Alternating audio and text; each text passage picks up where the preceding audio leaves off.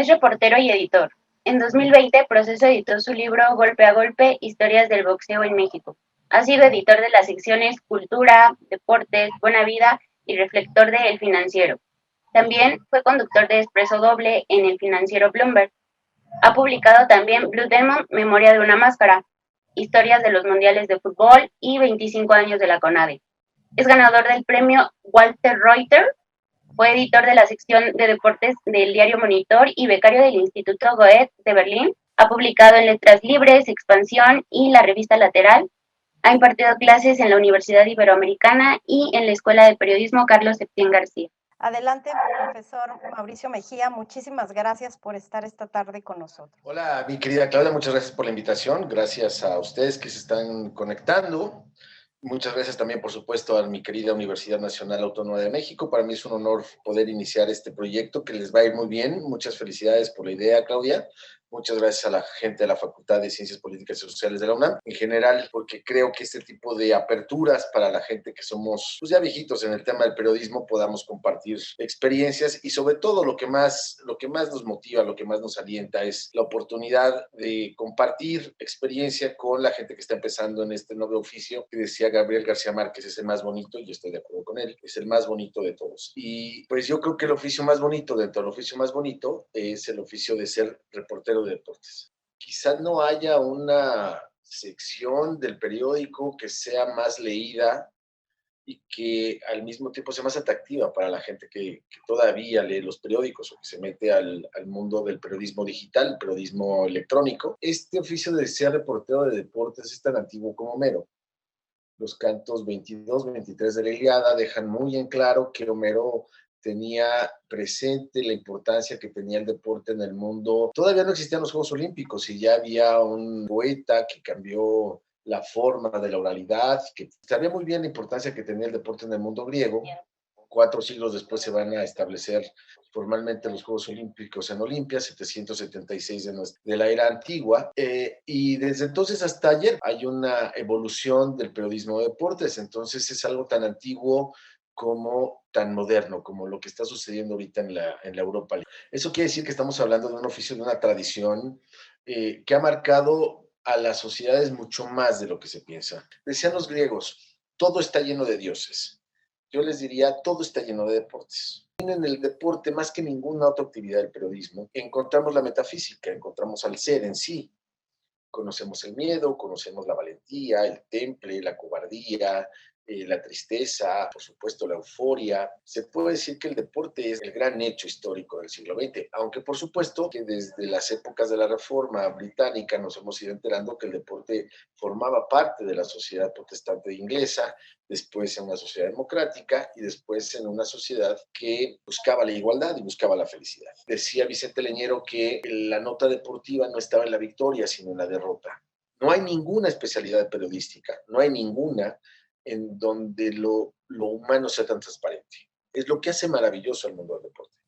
Por la forma en la que narra, por la forma en la que se expresa, por la libertad de poder enaltecer la grandeza humana, pero al mismo tiempo también la libertad de poder encontrar la pobreza espiritual de la especie. La trampa forma parte del deporte y ahí el periodismo ha jugado un papel importante en la revelación.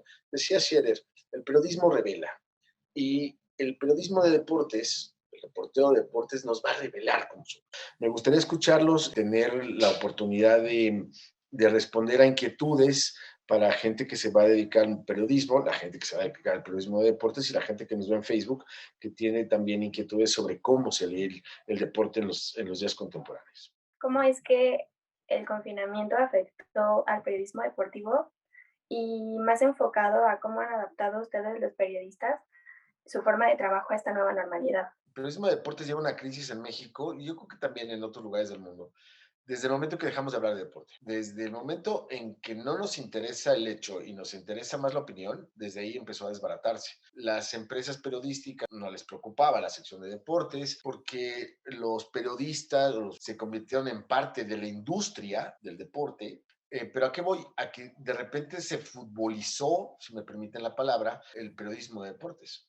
Los pseudo periodistas, los pseudo editores, los pseudo reporteros creían que a la gente no le interesaba la natación, no le interesaba el voleibol, no le interesaba el básquetbol, no le interesaba el fútbol americano, no le interesaba el béisbol, y entonces la cultura mexicana se futbolizó. Teníamos periodismo deportivo ligado al fútbol, siempre desde el lunes hasta el sábado por la tarde, hablando del partido que se va a jugar. Entonces, el periodismo de deportes desde hace mucho tiempo se olvidó de hacer deportes, o sea, de preocuparse por la materia misma, que es la actividad deportiva. Por el otro lado, la pandemia también les debió haber ofrecido a los reporteros de deportes la oportunidad de investigar, porque si yo les platicara y yo me pusiera en este momento el overall de profesor de historia, les diría, ¿saben que los Juegos Olímpicos, los primeros Juegos Olímpicos, antes de que se dataran en Grecia, estamos hablando del 1200 antes de Cristo, se crearon precisamente porque los griegos fueron a Delfos y preguntaron cómo se quitaba una epidemia que tenían, también de calor, una sequía. ¿Qué hacemos para que esto se acabe? Y entonces en Delfos la pitonisa les dijo,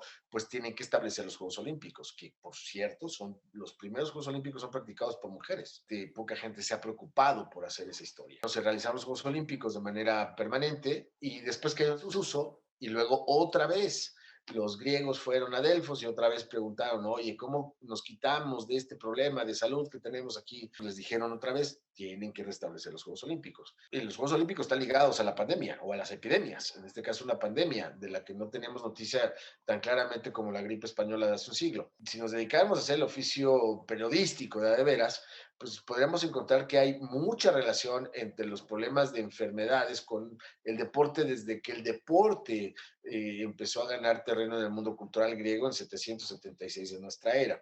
Lo que sucede es que caímos en la comodidad. El gran enemigo del periodismo en los últimos años ha sido el confort. Le está faltando esfuerzo al periodista de deportes y encontrar entre telones de lo que ha significado tanto la enfermedad como el deporte, una simbiosis muy interesante en la historia de la humanidad. Sí, la pandemia trastocó, pero también creo que los reporteros no estaban preparados para enfrentarse y no tuvieron imaginación. Yo les diría a todos que este es un oficio de imaginación, el más fascinante en ese terreno. Se pueden imaginar el mundo provenzal ligado al romanticismo y caemos después en ver a Karlavska, no sé, la gimnasta que ganó los Juegos Olímpicos, que es candidata a ganar la medalla de oro de los Juegos Olímpicos que vienen en Tokio. O sea, si hace algo padrísimo este oficio, es la oportunidad de tener imaginación y la oportunidad de hacer conexiones. Creo que pudo haber periodismo de deportes aún con pandemia. Hace 100 años llegó Babe Ruth al béisbol de los Yankees de Nueva York y se convirtió en un gran ícono de los Yankees y del béisbol y del siglo XX. Y yo no vi una nota que tuviera que ver con el tema. Es decir, también creo que ha habido una cultura del periodismo de deportes en donde parece que los libros nos incomodan, cuando son nuestros grandes aliados. Si tuviéramos la oportunidad de meternos a una biblioteca, a una hemeroteca, diríamos, oye, esto que está pasando de alguna manera ya pasó. Estos personajes que tenemos hoy en boga, pongamos el caso del Canelo, ¿por qué el Canelo es el Canelo? Eso tendrían que estarse preguntando los periodistas de deportes. ¿Por qué no ha llegado a los niveles con un público mucho más reducido y con vías de comunicación más reducidas? ¿Por qué no ha llegado a los niveles de Salvador Sánchez, de Julio César Chávez, de Pueblo Olivares? ¿Por qué? Bueno, el tema. Los periodistas preguntamos, ¿por qué?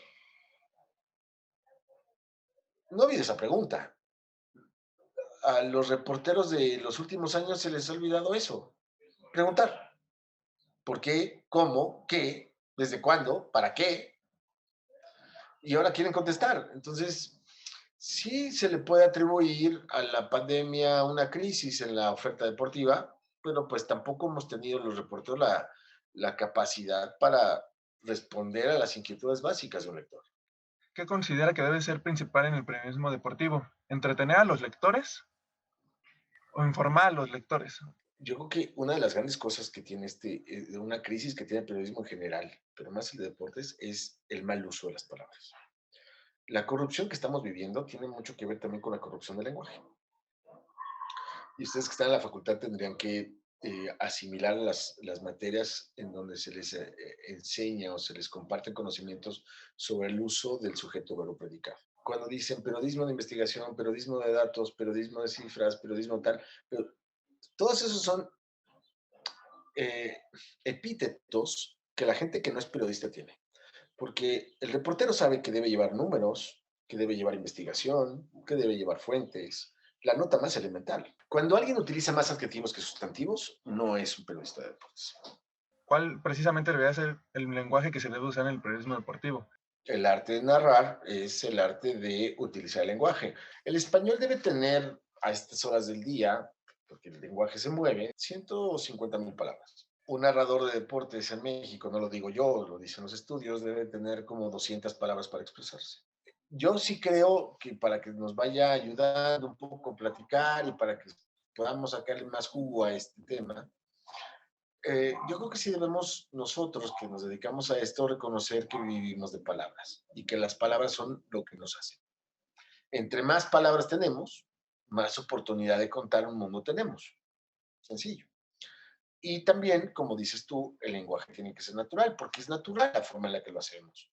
Y contar, ahí para la gente que le gusta la literatura, yo les recomendaría que lean a Borges, que lean a Vargas Llosa, que lean a Fernando Vallejo, que lean a Martínez Guzmán, y se van a dar cuenta que su español es rico porque utilizan una fórmula muy básica, sujeto, verbo, predicado, lo que nos enseñan en la primaria. Cuando la gente empieza a utilizar más palabras de las que necesita para escribir una crónica de fútbol, ya no está funcionando esa crónica. Hace mucho tiempo había cronistas que llevabas 15 minutos de lectura de su crónica y ellos estaban narrando el minuto 8 del primer tiempo. Algo no estaba funcionando.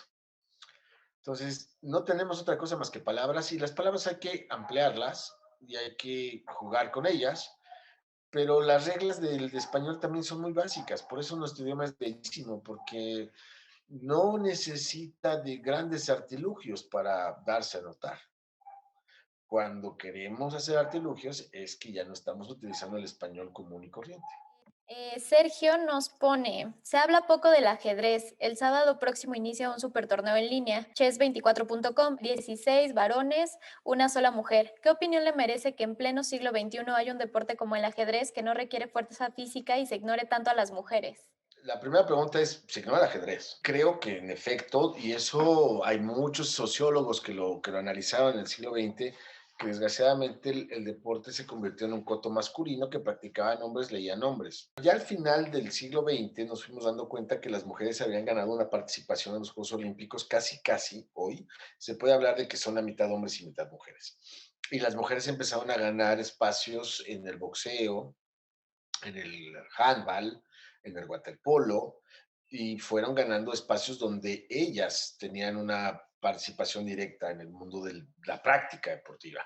El problema con el ajedrez es lo que le pasa también a otros deportes olímpicos. No son muy populares porque la gente que dirige los medios supone que el ajedrez es para intelectuales, una etiqueta. Supone que el ajedrez lo juegan 3 personas, segunda etiqueta. Tercera etiqueta es quién va a hablar de ajedrez. Cuando el ajedrez ha producido una novela maravillosa de Nabokov que se llama La Defensa, que se llevó al cine por si la quieren buscar. Ha dado una de las grandes biografías deportivas, como la de Bobby Fischer. Y últimamente a mucha gente le llamó la atención una serie de televisión, una serie que se transmitió por Netflix, Gambito de Dama. Y nos volvimos a preguntar por qué no hay mujeres practicando el ajedrez. El problema es que sí hay mujeres practicando el ajedrez. ¿Qué ha sucedido? Que no están los reporteros que están contando esa historia. Ese es el tema. O sea, hay mujeres que practican el ajedrez desde hace muchos años, que son muy buenas, pero no ha habido alguien que las entreviste. Entonces, no es culpa ni del ajedrez, no es culpa de las mujeres, es precisamente que no ha habido un editor con imaginación, un reportero con imaginación que nos cuente a las mujeres. Ese es el problema. Por eso es muy importante lo que estamos platicando, porque si no lo cuenta, no existe. Desgraciadamente, esa regla pasa en el periodismo antiguo y pasa en el periodismo contemporáneo. Si no lo contamos, no sucede. Va a suceder de la manera en que lo vamos contando. Yo creo que aquí el problema es justamente de la futbolización de la cultura periodística mexicana. Hace muchos años había secciones de ajedrez con Marcial Cisniega en el Universal y había un experto, Arturo Jicotencal, en Excelsior y más o menos ahí batallaban para que esa sección apareciera. Se fueron reduciendo las páginas de deportes, se fueron quitando el ajedrez, fueron quitando el handball, fueron quitando el básquetbol, fueron quitando el voleibol y aquí sí hay una responsabilidad de la cual no es responsable el periodista de deportes, que la gente no defendió esos espacios. Pero eso ya no es un problema del periodista de deportes. Que se siga practicando el ajedrez y que haya una difusión. Sí creo que hace falta ese personaje que lo cuente en la prensa. El tema del ajedrez se podría transcribir al mundo de los clavados, al mundo del waterpolo, el mundo del polo, donde México tiene una medalla olímpica. Los mexicanos no sabían que existía una disciplina de los 800 metros libres hasta que Amílcar Ramírez gana la medalla en México 68. Hay hechos que hacen que tenga presencia la práctica deportiva. Ana Gabriela Guevara gana los 400 metros planos y los mexicanos no sabían en aquel entonces en qué consistía la competencia de los 400 metros planos. Y lo mismo nos ha ido pasando con otras disciplinas como la gimnasia varonil. Es decir, el mundo del deporte está tergiversado y casi todo está en fuera de lugar a niveles insospechados. Pero ojalá el ajedrez tenga más penetración y cuando menos la gente que está ahorita en las facultades, en las escuelas de periodismo, tenga esta inquietud de poder llevar una gran historia a un editor y que eso se publique en un periódico, se publique en una estación de radio o en un programa de televisión. En este sentido, ¿cuándo un texto deja de ser periodismo y pasa a ser literatura? Los grandes ensayos de trabajo periodístico hacen justamente esa pregunta y la responden en el mismo texto, a través de palabras diciendo, acaba de suceder una épica, acaba de suceder una desgracia. El reportero no tiene que aparecer. El reportero debería tener muy en claro que la primera persona le está prohibida. ¿Cómo va a aparecer? Con el uso del lenguaje que tenga, con la metáfora, con el sustantivo preciso. No abusar de adjetivos, sino de hechos. Y entonces, conforme vaya elaborando el texto, se va a dar cuenta que ha narrado una épica. ¿Cómo narrar la tragedia de Maracaná en 1950? La palabra silencio, la palabra desgracia, en aquel entonces tenían una gran cabida. Brasil era sede del Mundial y había llegado a la final y con un empate debía ser campeón del mundo.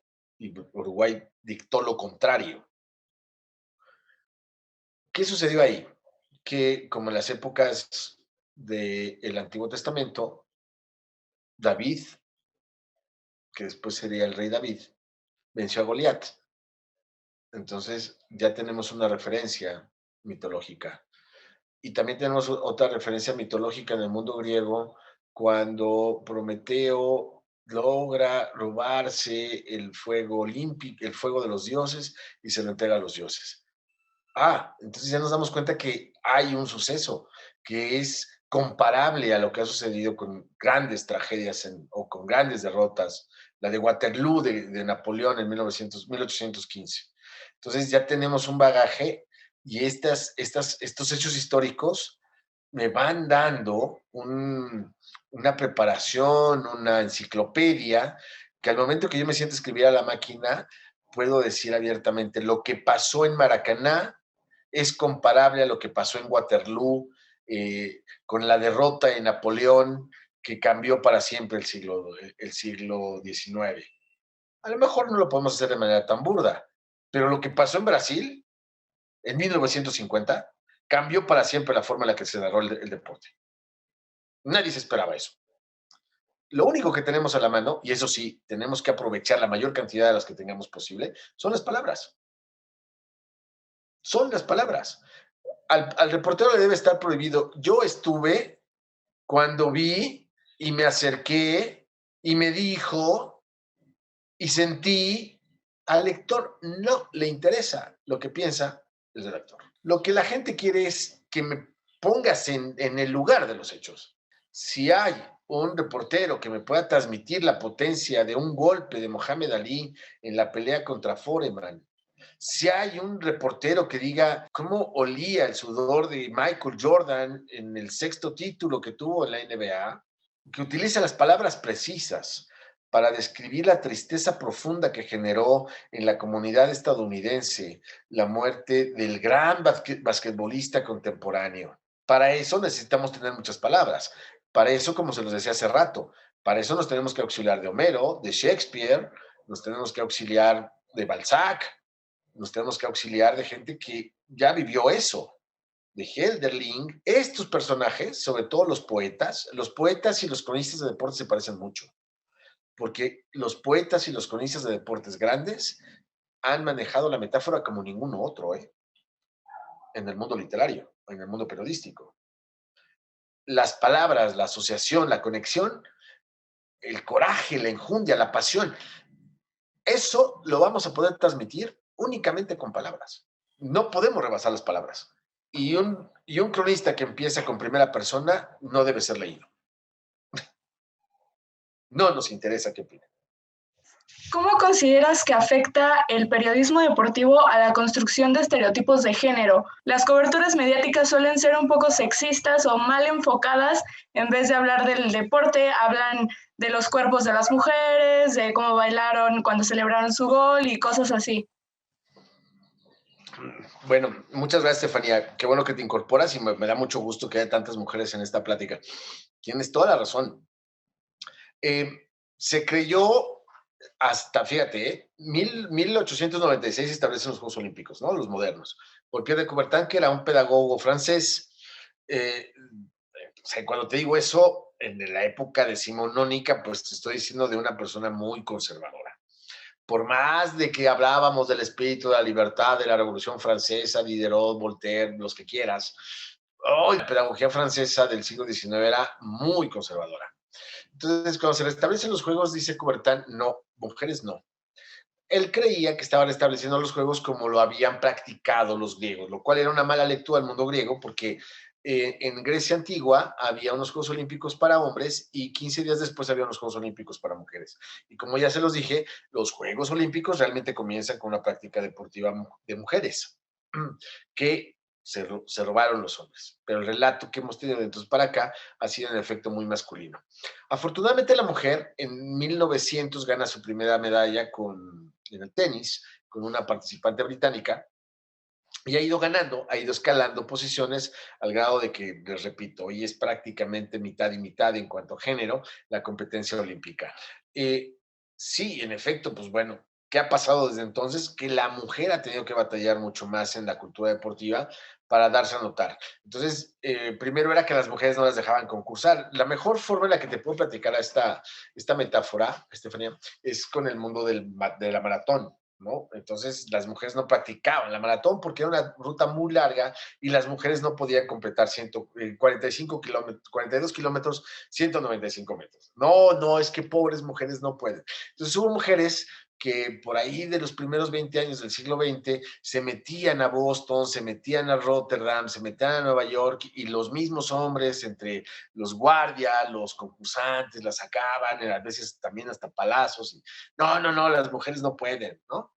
Y la mujer poco a poco fue generando íconos deportivos. Fanny Blankers-Koen, Vilma Rudolph, y entonces empezaron a repetir hazañas que eran únicamente para hombres. En 1984 se le deja a la mujer participar, y digo se le deja porque fue gracias a que la mujer insistió, y que el Comité Olímpico Internacional dijo, bueno, ok, va a haber maratón para mujeres en Los Ángeles 84. Y en la recta final de la maratón de Los Ángeles 84, un atleta en efecto que termina en lugar 27 empieza a convulsionarse al llegar a la meta y no faltaron los gritos dentro del buró del Comité Olímpico Internacional diciendo, ya ven, no debimos haberlas dejado practicar, es una distancia muy pesada para ellas. Y así, hasta que ya se quedó como una disciplina formal del programa olímpico. Lo primero que han tenido que establecer las mujeres es que pueden hacer deportes de alto porcentaje, en alto porcentaje y de alto porcentaje de resistencia física. Luego, han tenido que incorporar a mujeres que relaten la actividad deportiva, porque desgraciadamente en los años 70, una mujer formaba parte de la redacción en México de las secciones deportivas. Y tampoco había muchas más en Inglaterra, era la verdad, tampoco muchas más en Italia. Y pues el machismo, ¿cómo era? Pues eres mujer, vete a cubrir gimnasia, ¿no? Eres mujer, vete a cubrir el nado sincronizado. Eres mujer, vete a cubrir el básquetbol femenil, ¿no? Casi, casi las mujeres en los 70 y 80, no, hablar de fútbol, ¿cómo crees? A pesar de que había habido un mundial aquí, ¿no? No, ¿cómo crees? Decía Ángel Fernández, el fútbol es el juego del hombre. Entonces, la mujer ha tenido que, primero, meterse a la práctica deportiva, después narrar la práctica deportiva, después empezar a generar una agenda de directrices sobre lo que significa el alcance de la participación de la mujer en el deporte. Todavía estamos en esas, desgraciadamente. Y desgraciadamente también, yo lo ampliaría un poquito, Stephanie. Yo diría que tampoco ha habido muchas historiadoras del deporte. No ha habido grandes poetas mujeres del deporte. No ha habido sociólogas del deporte. Eso está por venir. Y ojalá en 10 años volvamos a platicar o nos encontremos en algún lugar y tú me digas, oye, fíjate que ya nació el ensayo deportivo de las mujeres del deporte y la posguerra. Ya nació un ensayo sobre las primeras mujeres que practicaron deporte en las universidades británicas al final del siglo XIX. Ojalá, ojalá. Yo creo que hay mejores condiciones hoy para que los estudios ligados al deporte participen las mujeres que antes, sí. Que eso se va a notar poco a poco también, desgraciadamente. Y te voy a decir porque más allá del gran empuje que tienen las mujeres, este empuje, quisiera ser un poco descriptivo, este empuje hacia arriba se está atravesando con una decadencia de la narración masculina.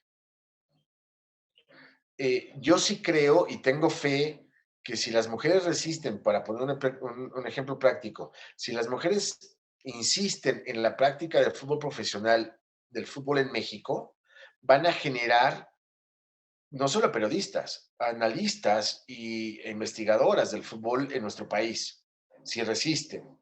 ¿Por qué? Porque la oferta del fútbol varonil es pésima, es terrible, es una industria muerta, es una gran coyuntura.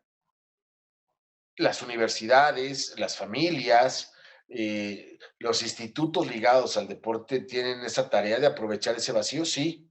No sé cómo se está desarrollando la inquietud del periodismo deportivo en el bachillerato, por decirte algo, ¿no? O sea, porque ya cuando estamos en la facultad, pues, perdónenme la palabra a todos, pero pues ya te chingaste, ¿no? Pues ahí sí ya ni modo.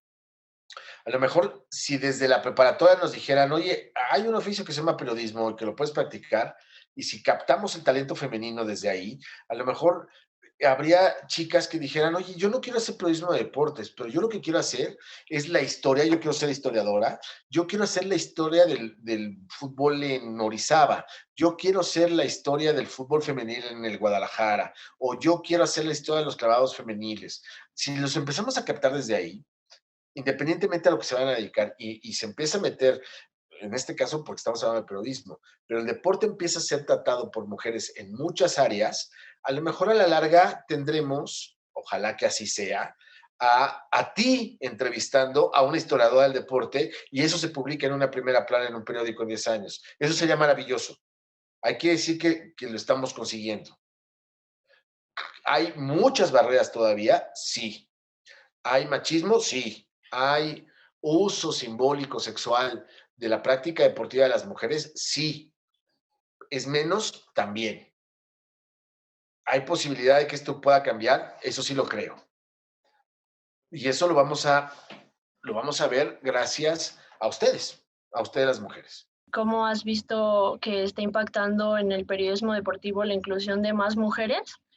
Y derivada de esta, y con lo que acabas de decir, ¿crees que el deporte femenil tiene que ser cubierto por mujeres?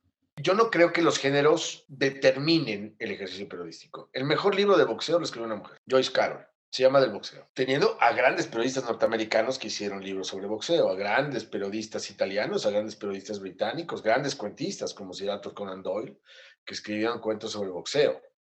Jack London en Estados Unidos. Ricardo Piglia en Argentina, ¿no?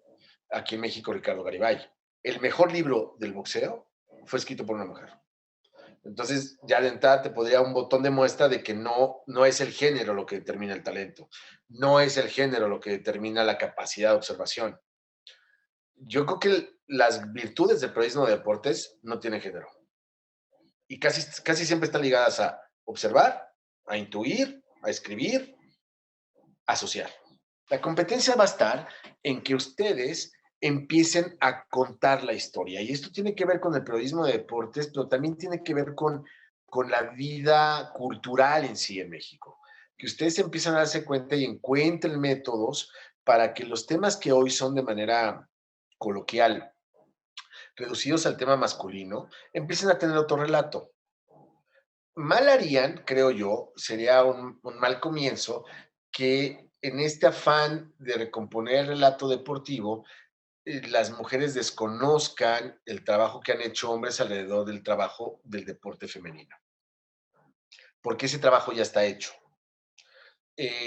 Los griegos, hombres, eh, recuperaron la figura de Safo, la gran poetisa griega. Fue San Agustín el que empezó a tratar de involucrar a las mujeres en el proceso cristiano en el siglo IV. O sea, ha habido hombres que sí han tratado de entender el fenómeno femenino para incorporarlo, digamos, al resto del quehacer de la humanidad. En la medida en la que se rompa esta diferencia de géneros a priori, creo que hombres y mujeres vamos a ganar. Creo que también en la medida en la que las mujeres empiecen a leer también el terreno masculino, los hombres que practican el deporte van a ganar. Entonces, esta batalla de géneros no debe estar presupuesto, no debe estar presupuesto. Lo vamos a ver al final del ejercicio. No sé si me estoy explicando, Mariana. O sea, no quiere decir que porque las mujeres practiquen handball, las deben cubrir mujeres. No necesariamente. No creo que perro, perro sea gato, gato, ¿eh? No lo creo. Y no creo que una mujer cubriendo la final de los clavados plataforma 10 metros de Tokio 2020 lo haga peor que un hombre. Tampoco lo creo. Va a depender de la observación de cada ser humano. Entre paréntesis, miren, es maravilloso el mundo del deporte porque en el deporte, los que lo practicamos, suceden cosas maravillosas que no suceden en el resto de la sociedad. En el deporte no hay un enfrentamiento de sexos. En el deporte no hay un enfrentamiento de religiones, no hay un enfrentamiento político, no hay un enfrentamiento de preferencias sexuales. No. En el deporte, y por eso es maravilloso, se enfrentan dos personas, independientemente a las orientaciones de todo tipo que tengan. Rara vez un atleta dirá, híjole, voy a competir contra un iraní, ¿no? Va a competir contra otro atleta que curiosamente nació en Irán. ¿Sí me explicó? El deporte ha logrado hacia adentro una integración fantástica. La prensa deportiva es tan mala que no ha logrado transmitir eso al resto de la actividad humana, pero ese no es un problema del deporte. Creo que la lectura que hagan ustedes, los textos que hagan ustedes van a enriquecer la vida deportiva. Estoy, sí, convencido de eso. Sí lo creo. Pero no creo que a priori tenga que ver o tenga que hacerse que la final de básquetbol femenil sea cubierta por puras mujeres. No me parece que sea. Lo que queremos en este momento, la verdad, es que tengamos esa posibilidad de elegir. Que haya muchas mujeres en las redacciones, que haya muchas mujeres en los micrófonos, que haya muchas mujeres escribiendo, y entonces podamos elegir, independientemente al sexo, cuál es la mejor pluma que va a cubrir la clausura de los Juegos Olímpicos de Tokio. La pluma no tiene género. La realidad es la que vemos en la calle. Esa es la realidad. Las demás son interpretaciones, literatura. Muchas gracias, Mauricio. Ha sido una plática realmente enriquecedora. Nos has dado muchos conceptos. Nos has demostrado mediante tu exposición que el periodista tiene que leer mucho, leer bien, leer a los clásicos, que en esta conversación de El saber de la experiencia, bueno, pues confirmamos que el periodismo con lenguaje narrativo, pues excluye, como bien nos dices, Mauricio, la primera persona. Creo que nos dejaste claro en esta clase que tenemos que trabajar en el lenguaje. Y quisiera, si les parece, chicos, antes de dar por concluida la conversación, si alguien más tiene una pregunta, quiere hacerla antes de que concluya esta sesión, Mauricio, yo quiero preguntarte como periodista algo que la verdad es que estoy muy preocupada por lo que está sucediendo con el tema de la pandemia, que Japón insiste en que realizará la justa olímpica y que está buscando por todos los medios realizarla. Nos has contado cómo el deporte genera inclusión en una sociedad democrática. ¿Qué hay y qué nos va de por medio, Mauricio, si Japón logra o no realizar los Juegos Olímpicos? ¿Qué le estaría dando al mundo o qué nos estaría quitando después de un año tan difícil? O sea, hay una inversión para una sede olímpica y cada vez es más difícil que, con las barreras que impone el Comité Olímpico Internacional, cada vez es más difícil que las ciudades cumplan con ser sede olímpica. Es terrible. El gigantismo olímpico de Samaranch para acá ha llevado a muchas ciudades. Montreal, por ejemplo, tardó 30 en pagar la deuda de los Juegos Olímpicos del 76, lo que significa la posibilidad de que eso se convierta en deuda pública. Por el otro lado, hay un terreno en donde, en efecto, en estos momentos tan complicados para la humanidad, vernos en la pista de atletismo, porque cuando vemos a Usain Bolt, nos estamos viendo como nosotros, como especie. Usain Bolt es el hombre rompiendo la barrera del tiempo. Una nadadora es nosotros, todos juntos, toda la humanidad, compitiendo en los 200 metros mariposa. Cuando vemos un clavadista en la plataforma de 10 metros, nos vemos a nosotros como especie volando y haciendo 4 vueltas y media. Y no estoy siendo romántico. En estos momentos complicados hay una palabrita de la que me hubiera gustado hablar, si quieres en otra sesión lo hacemos, en la que el deporte tiene mucho que ver, es en la conformación de héroes. Cuando los dioses se fueron en el mundo griego, nos dejaron a los héroes y después nos dejaron a los atletas. Y en este momento, en cómo vivimos, con angustia, con mucho miedo, los héroes deportivos salvan el anhelo de la especie de pervivir, de seguir luchando, de no rendirnos, de conseguir nuestras metas. Los Juegos Olímpicos también son una forma de vencer la adversidad. No lo podemos ver, pero ya lo hemos visto.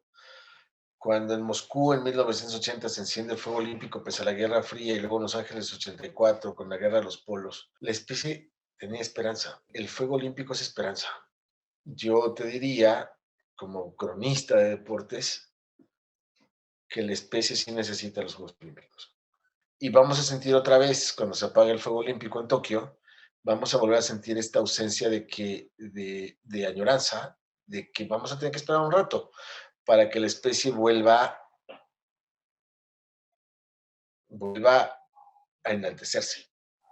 Entonces yo creo que va a ganar el relato poético, va a ganar el relato histórico y la atleta le va a ganar el número. Tengo la certeza de que la atleta le va a ganar el número y muchos de los que hoy son portadores de tristeza porque han perdido a gente cercana, muchos de los que hoy son portadores de desánimo porque no tienen trabajo, muchos de los que hoy no tienen un aliento para levantarse mañana, cuando vean los Juegos Olímpicos de Tokio van a sentir exactamente lo mismo que sentía el mundo griego hace 2000 años.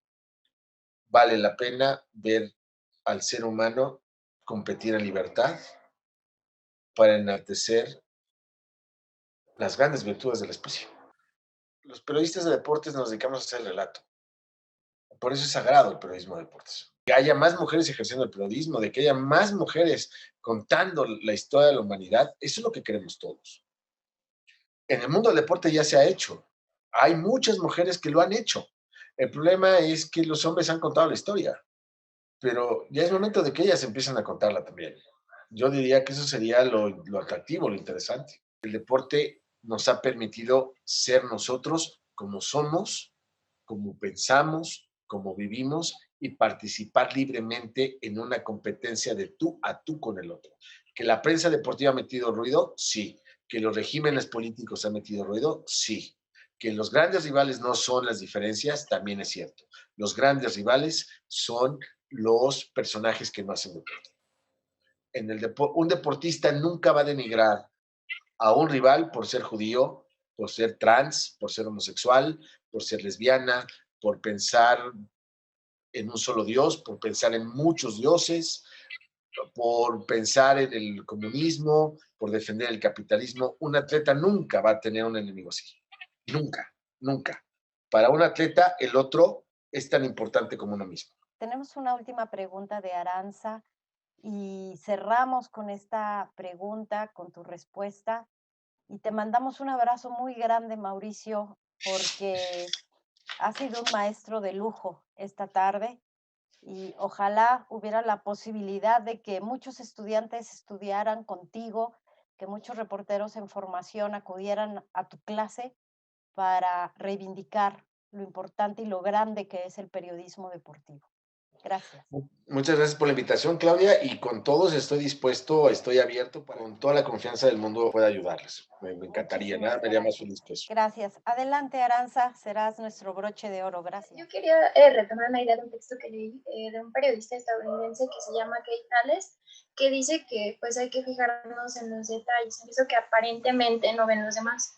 Pero a mí me surge la duda, ¿cómo esta reflexión aplicaría en el ámbito del deporte? Plantean una idea. El periodista se encontraba viendo la televisión, vio la final del Mundial de Fútbol Femenino entre China y Estados Unidos. Una defensora del equipo asiático falla en penalti decisivo. Le intrigó saber qué sucedería cuando ella llegara a su lugar de origen, cómo la recibirían los burócratas del deporte chino. Hay un pequeño detalle que compone o descompone la historia. En el caso de lo que dices de la cultura china, los atletas chinos que llegan a participar en sus equipos representativos han tenido que vencer, imagínate, son 1.500 millones de chinos. No sé, ahí son 11 en el fútbol soccer, imagínate los clavados que son seleccionados individuales. O sea, tienen muchísimos rivales. Y han sido educados bajo la teoría de un socialismo de Estado, en donde van a representar el establishment y digamos, la fortaleza de un gobierno socialista, por decirlo de alguna manera, socialista de mercado, como dicen ahora. ¿Cómo han sido preparados estos atletas para la derrota? Es muy peculiar. Eso no es comparable, porque no lo va a vivir de la misma manera en la que lo vive un atleta de California o de la colonia de doctores de la Ciudad de México. Una buena narración en el mundo del periodismo en general, en el mundo del deporte en específico, tiene que ver qué fue lo que hizo que un atleta fuera campeón olímpico, qué fue que fallara en una competencia olímpica. La gran ventaja que tiene el periodista de deportes es que se puede meter al personaje. Los atletas, aunque tienen capacidades distintas a la del común de la gente, son seres humanos y los atletas se levantan y se duermen como todos nosotros. ¿Qué hace que un atleta se duerma con un espíritu de triunfo y se levante con ese mismo espíritu al otro día? Eso es lo interesante. ¿Qué es lo que hace que un atleta por la mañana tenga angustia porque su mamá tiene COVID a 2.000 kilómetros de distancia y tiene que enfrentar a un atleta más fuerte en todos los terrenos, espiritual y físicamente hablando? ¿Cómo se va a enfrentar a esa circunstancia, a ese momento decisivo? Eso es lo que hace rico. Por eso yo les decía al principio de esta plática, que nos hace contar al deporte es que nos estamos contando como especie. Imagínense eso en la vida de un atleta que ha preparado toda su vida para tener esa competencia y ese día va a fallar o ese día va a ganar. ¿Qué es lo que hace que un atleta que siempre gana un día pierda? ¿Qué pasó en él? Eso es lo que nos debe interesar como periodistas. ¿Qué fue lo que construyó? ¿Qué fue lo que lo destruyó? Los atletas son humanos y son demasiado humanos. Ahí es donde entramos nosotros. Pero lo mismo podría aplicarse con otras áreas del periodismo. Hay una parte del relato que le dio sentido a toda la narrativa. Lo que queremos en el lector es que el lector termine de leer una historia y que diga, no lo sabía. Eso es lo que hacemos con el periodismo. Que la gente tenga algo que contar. Decía García Márquez, es la bendita manera de contar. Lo que nos ha hecho especie hasta ahora es que nos gusta que nos cuenten historias. La gran bendición que tenemos los reporteros es que tenemos la capacidad el permiso y el privilegio de contar historias. Mauricio Mejía, muchísimas gracias por esta súper clase. Aún en la distancia, aún lejos, podemos regalarnos esta posibilidad de estar cerca. Gracias, profesora. Gracias a todos. Buenas tardes.